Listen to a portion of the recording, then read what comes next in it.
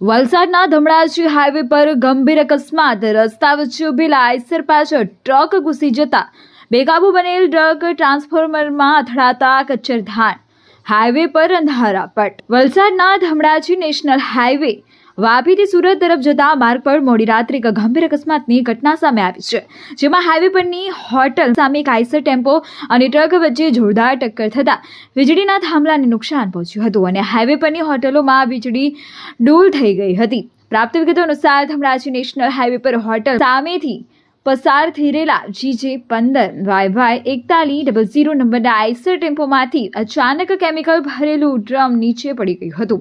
આ ડ્રમ લેવા માટે આઈસરના ચાલકે જોખમી રીતે હાઈવેના પ્રથમ ટ્રેક પર જ ટેમ્પો પાર્ક કરી દીધો હતો અને નીચે ઉતર્યો હતો. આ દરમિયાન પાછળથી પૂરપાટ ઝડપે આવી રહેલી MH12TV 4299 નંબરની એક મહાકાય ટ્રક ઓવરટેક કરવાની લાઈનમાં રસ્તા વચ્ચે ઉભેલા આઈસર સાથે ધડાકાભેર અથડાઈ હતી અને ટક્કર એટલી જબરજસ્ત હતી કે ટ્રક ચાલકે સ્ટીયરિંગ પરનો કાબુ ગુમાવી દીધો હતો.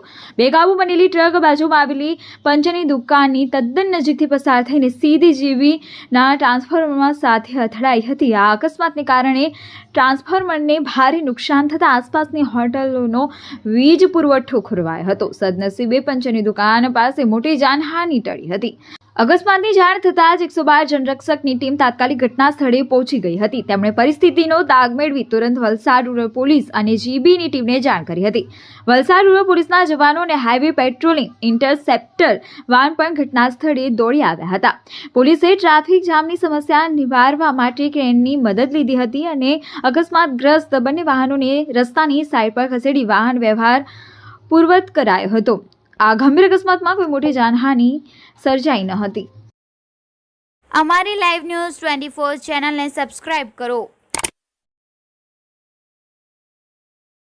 બેલ આઇકોન દબાવો જેથી આવનાર ન્યૂઝ અપડેટ્સની નોટિફિકેશન આપ સુધી સૌથી પહેલા પહોંચે.